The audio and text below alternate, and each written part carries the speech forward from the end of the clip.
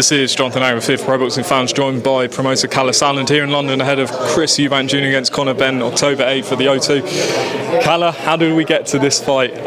Chris versus Conor, a fight that's always been talked about, but no one really ever thought would happen. How do we get to this point? Yeah, I mean, I think the idea out there, like I said before at the press conference, I mentioned it at the October, November, the end of last year, and I thought that this fight will happen some stage.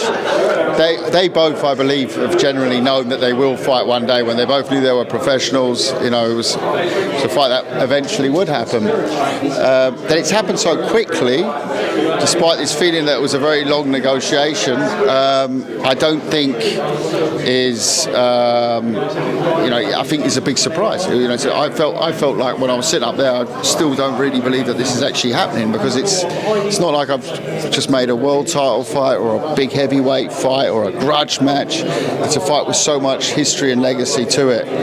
That's something fantastic, and I think we'll enjoy very much the next 8 weeks of build up to the big event.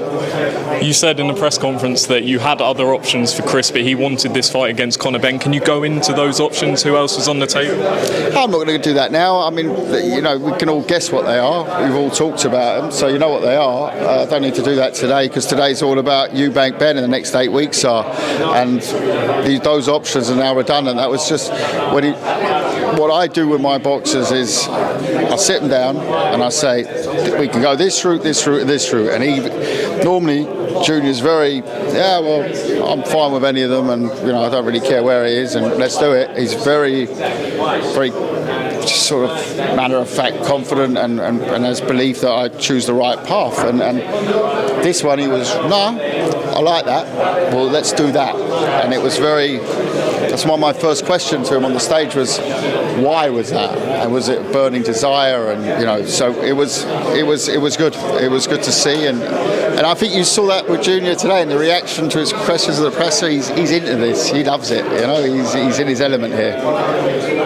What does Chris Eubank Jr said in the press conference? He's finished if he loses to Conor Benn. Where does he go if he wins and loses, in your opinion?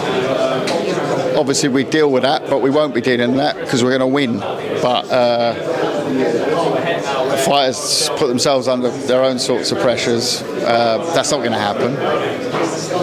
But if it would happen, maybe there was, I don't know, clashed heads in the first round. There can be loads of reasons, you know. It's boxing. Anything can happen. But we took victory. We'll be victorious on October the 8th. How easy or difficult was it to get this fight over the line? A few weeks ago, people were saying the fight was completely done, signed, sealed. There was no announcement until earlier this week. What was sort of the stumbling blocks?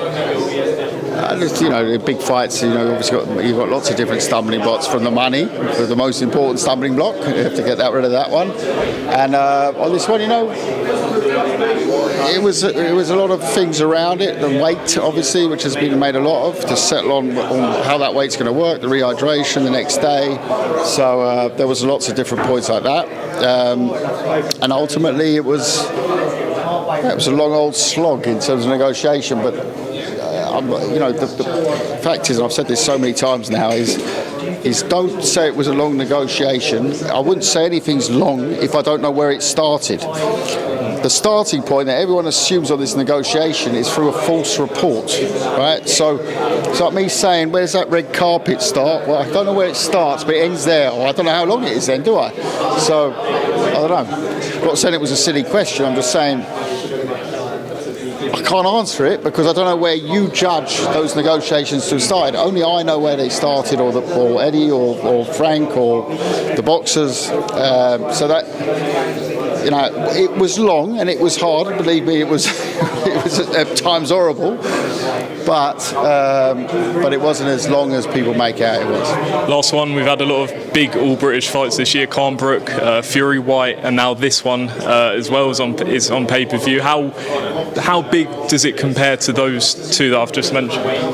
In terms of, I mean, Kell Brook, I'm not even going to discuss. But it makes Kell Brook look like a little fairy tale. But no, that was a nice show fight. Guy came back from whatever, and all good. But that for me, was a nice hype fight at the time.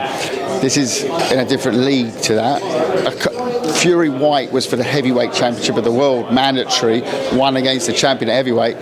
Sporting wise, hands down, of course, that. But as an event, as a talking point, as a boxing extravaganza, this fight is by far the biggest this year, and it's going to take some outdoing for the next years. Simple as that. You find me another storyline like this, bite your hands off for it. There you have it. Kalle, the Zone pay-per-view, October 8th. Appreciate your time. Thank you.